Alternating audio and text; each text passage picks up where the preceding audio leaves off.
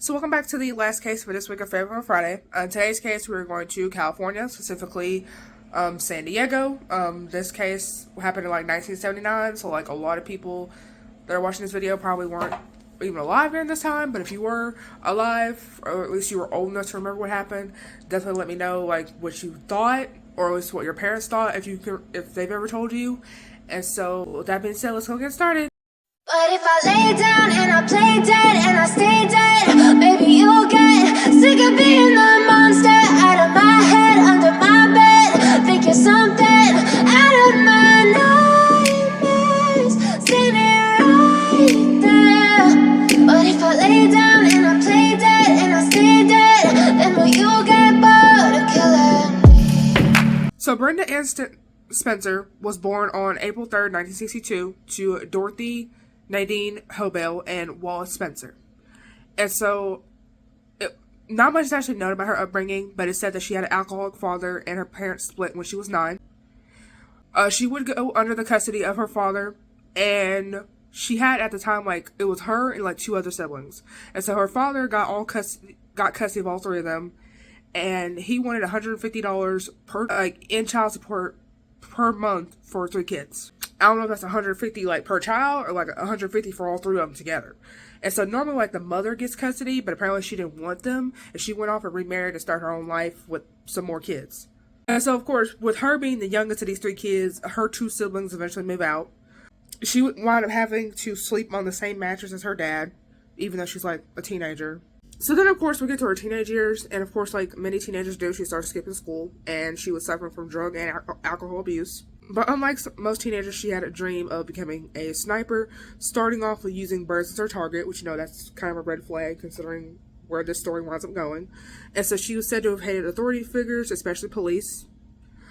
She even told people that she wanted to kill a cop and basically be put on television, like do something big that would be on television, which she sadly would later do. So then, in early 1978, a school for troubled kids would basically tell Wallace that Brenda was suicidal. And then in the summer of that year, so still 1978, she would be arrested for shooting out the windows of the San Diego elementary school with a BB gun and burglary. So apparently she like broke in and committed vandalism after this. And so remember this school because it comes into like handy later, sadly. A psychological test was done on her, of course, and her parole officer, because she went to jail but like got parole because of it, and so he even recommended that she be put into a mental institution.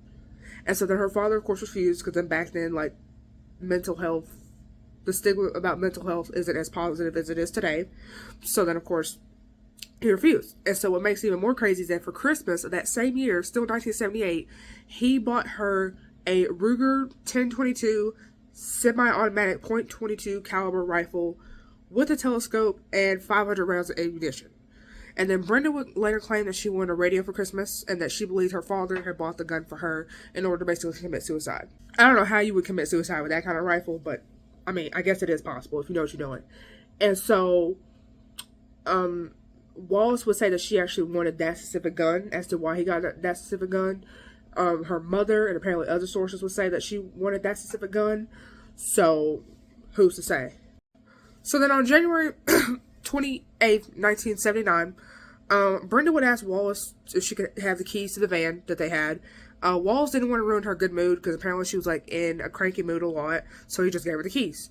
She walked in with clothes from their last camping trip, and he thought it was weird because it was like, it's too late to be washing your clothes. Because apparently there was like, this was a Sunday, and there was school the next day. So he was like, I ain't trying to ruin her good mood, so let her do what she wants. January 29th, it was around 6:30 a.m. Wallace basically goes and wakes up Brenda, but Brenda's already up and dressed, and she's like, I don't want to go to school today. She ain't feeling well. That's the excuse she uses. And so Wallace lets her basically, I guess, like, miss school today, and he goes to his job. So while all this is going on, Wallace is at his job. So then she claims around, like, between 8 and 8:30, she is taking her epilepsy medicine, and she's drinking whiskey at the same time, which, you know, that's obviously a dangerous combination. So she waits until Wallace leaves, and she went to the car to get the box of ammunition out, which was about 700 rounds. So then around 8:30, she starts shooting out of like the front window of her house at the children waiting outside the elementary school waiting for the principal to open the door. And it's the same elementary school she shot at the year earlier. And so then Principal Burton Wagg would be killed as he ran to a wounded child's side. He was born on May 2nd, 1925. He had served in World War II, and he had only been principal since about the beginning of the school year. Like, he took over in, like, July of the year before. And so a custodian named Michael would, he would also be killed by when he ran over to Burton's side. And so 8 children that we know of were wounded. Luckily, none of them died. I'm going to tell you about 2 of them because that's what I could find regarding the children. Charlie Mittler would actually have Michael's body somehow pinned on him while Michael was deceased, and they were making eye contact with each other. So that, as you imagine, that's very traumatizing by itself. So then Charlie was struck in the back, and the bullet came out of the chest, missing any important organs, so that's good. But scar tissue was left, and apparently it still hurts to this day if he stretches the wrong way or lifts anything heavy. Because he was shot in the back, he would have a fear of his back being exposed to any window, or basically to where, like, he could be, like, vulnerable, understandably. And so while he was still a child, he would have his mom basically, like, search around the house to make sure Brenda had somehow broke out of prison and was in the house ready to kill him again. Which, I mean, granted, I know it sounds ridiculous, but this is a child, so he probably does not he's not going to understand that Brenda is not breaking out of prison. And so to this day, he still hesitates to wear blue, since that made him a target. And blue was actually Brenda's favorite color, so she was specifically targeting children wearing blue. So he'll wear blue, but he's, like, very hesitant, because, like, that's what he wore the day he was shot. And so then it is said that at the time the Columbine shooting happened, 20 years later, in 1999, he became a probation officer, but it's still, like, I can't speak about it now, because it's been, like, 23, 24 years since, but apparently he was still afraid of guns, and even if it's just a new friend, like a friend of his showing off a gun, he just leaves the room because it's just it's too traumatizing for him. That's what I'm trying to say. So then we come to another child that was shot, Christy Buell. She actually almost skipped that day to go play snow in the mountains because apparently her mother died when she was, like, young. So her father, it was her, and, like, her father was taking care of her because her mom had died. So then she was shot in the abdomen and the butt. And then while her father was taking a shower, I guess he lives, like, very close to the school, because he somehow heard the gunshots even while he was showering. So, of course, he gets out of the shower, runs over to the school, he's yelling his daughter's name. By that point, the SWAT are already there. And so then part of her intestines had to be removed, and she had to wear a colonoscopy bag for, like, 4 months. So luckily it was nothing permanent, but as you imagine, it's very difficult probably for a child to go through. So then Christy actually became a preschool teacher, and who wanted to put that part of her life behind her, which, understandably. And so then she actually has a scrapbook of newspaper articles and photos from that day. The jacket that she said wore that day is actually put away, which, understandable. And there's actually a bullet hole in the hood. So that shows how close she could have been to also being a victim. Okay, so then during the shooting, a bullet struck the fire alarm, making it go off. So then children and some teachers thought the school might be even on fire. So now we got to deal with somebody shooting at the school and the school potentially being on fire. So they're going back outside, and then they realize, okay, the real danger is coming back from outside. I guess there's no fire at this point. So then the children were made to hide in their classroom, under their desk, and away from windows, because she's over shooting that window. Because obviously you could be, like, shot through the window and shit.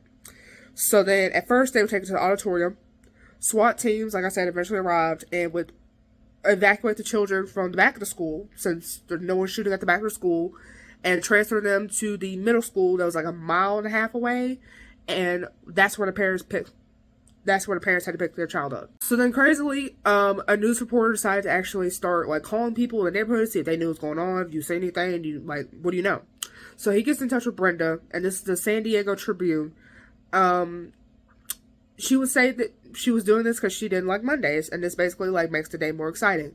So then she shoots a cop named Robert Robb in the neck before hanging up. He apparently had called back, and then they even talked for some more.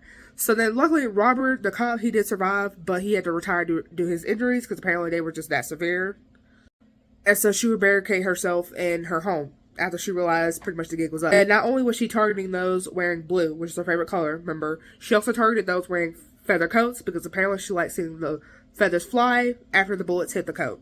Remember, SWAT evacuate the school from the back and set up sniper points near her.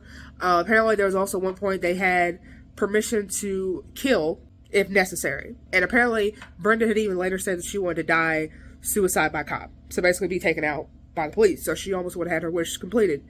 And so then a policeman would actually had this idea to take a garbage truck in front of Brenda's line of sight, stopping her from hitting anybody else, because apparently trash trucks had been running that day. So then Dorothy, the mom, she's called Dot, but her legal name was Dorothy. So then Dorothy was at work because of this, but she refused to leave work because she had a desk full of money.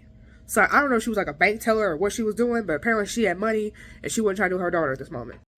So then after 6.5 hours, they get her to surrender for a Burger King meal. She came out of the house with 2 guns and put them on the ground. She then went back in the house and brought out ammunition. And, of course, once it's realized that she is surrendering, she, of course, is quickly grabbed and arrested. So then while at the station, it is seen that she had an injury to her temporal lobe due to a bicycle accident that happened, it's said, like 2 years ago. So then, of course, she's given treatment for depression.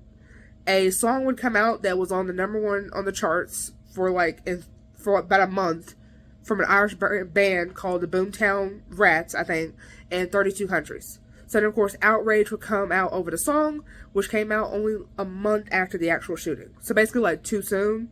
Because some people thought it was like a hangover. Like, hence, like, why else would you title I Like Mondays? And once they realized it was actually about, they caused a bunch of outrage. So then, of course, it would come a time when they would eventually play in the United States, but they did not play in San Diego for obvious reasons. And other sources said they just canceled like the entire U.S. tour together, but I believe they just didn't play in San Diego because people were still affected, rightfully so, by what happened. So Brenda would have her first attorney. He winds up quitting after apparently receiving death threats because it became publicly known that because Brenda was a minor when the murders were committed, she technically could get out soon. Basically, like, be charged with juvenile and basically get a short sentence and get out within a couple of years. So then that pissed a lot of people off, rightfully so. He's getting death threats. So he's like, I'm gonna have to, like, drop. I can't do this case. I'm getting death threats. So then she gets another attorney and a gag order was made so that way no details would come out publicly until she is sentenced. So that way ain't nobody getting death threats. So then she was also diagnosed with schizophrenia, depression, and epilepsy. She was tried as an adult, because of how serious the crime was and how close to adulthood she even was. And so that she was tried as an adult and given 25 years to life. California law forbid that she did any interviews. I don't know for how long, but apparently, I guess she couldn't do interviews like during the trial. Because in 1993, she did do an interview. And she basically said that she was like high as hell off some drugs. And basically she saw like a bunch of like military men like coming for her, and so she was shooting for them. She didn't realize she was shooting actual people. And in 1993, that was the same year that she first became eligible for parole. Like again, like I just said, she claimed that she was high off some drugs like PCP, but the drug test that they took, apparently right after she got arrested, became negative. Like you don't have any drugs or alcohol in your system. She was claiming that was false because apparently she was a regular drinker and doing drugs regularly and was even bragging about it. So who's to say that that test may actually be fake to make her look more crazy? Because it's like, well, there's no drugs, so you can't blame the drugs. And so then in 1993, 1994, and 2001, those were parole hearings and she was denied for all of those. In 2001, she actually claimed for the first time publicly that her father had raped her. Her father, of course, denied this, but something that makes a lot of people think that she may have actually been a victim was, in fact, he married one of her cellmates named Sheila McCoy. I don't have a picture of her, otherwise I would happily show it. I don't even know what she looks like, but apparently she was 17 at the time, and he was like in his 40s. He was like in his late 40s or 50s at this point. So then they had a daughter who apparently looked a lot like Brenda. The daughter even attended the school that Christy Bluell, remember one of the victims that Brenda shot, she even went to the school that Christy taught at and apparently was her teacher, and even told her that her sister, which is Brenda, didn't say Brenda specifically, but we knew, you already know, she said, hey, my sister's in jail. And so like Christy would say that she didn't know if Wallace was aware who she was, but she wouldn't make eye contact with her. So it's believed like she knew, like, hey, your daughter almost killed me. She never said anything to Wallace that we know of, but it's believed that, like, yeah. So then, of course, they would have, Wallace and Sheila eventually split, with Sheila just decided to, like, up and leave custody of the unnamed daughter, even though the daughter, I'm pretty sure, is, like, grown now. she's like unnamed because I guess she don't want to be like, hey, I'm already like related to her, but I don't want it publicly known they're related to her. And so Wallace, understandably, never. He only had maybe like one interview because like he was getting a lot of hate, and even after the shooting, he still lived in that apartment. He still lived in the house that the shooting happened in. Some people believed, because they suffer from poverty, so they wouldn't been able to move as easily, even though this is San Diego. San Diego's kind of expensive. Or maybe that house was inherited and like I just couldn't give away an inheritance. Because you lucky to even receive a house as an inheritance. So then in 2005 and 2009, she was denied parole again. It said, I don't know when, but it said after a prison breakup. So apparently she was dating a female inmate, and apparently they broke up because apparently she like got out of jail. So then she would heat up a paper clip, and she wrote on her chest, "Unforgiven and alone" in runes. But then the person that questioned her about it apparently thought it said pride and courage. So I don't know how you got those two confused, but okay. So then in 2014, her parole hearing was canceled. In 2015, the school where the shooting happened at apparently sold for $5.81 million. And the school would eventually have to be sold eventually because, like, low attendance. Because, again, people were traumatized because of what happened. But can you blame them?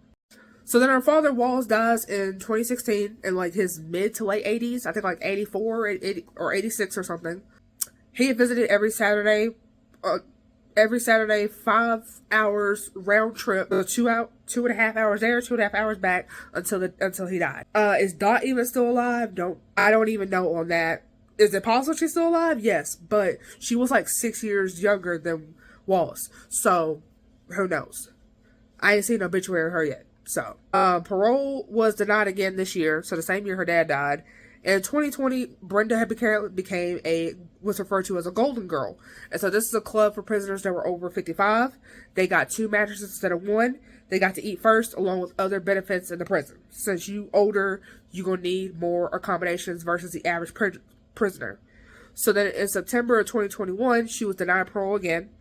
Brenda was said to have voluntarily waived her right to a hearing for 1 year, and then in August of 2022, so last year, she was denied for 3 years. So she won't even be able to get to parole again until 2025. So the reasons why she keeps getting denied, from what I've seen, is that she apparently is not like being remorseful, even though she has like she has a job that will employ her despite what she did, and a halfway house is willing to accept her despite what she did. So she already has that lined up, and she seems to be like a model prisoner from what I've read. But, like, she's just not showing remorse. She's not really, like, acknowledging that, yes, I did that, and I'm apologizing.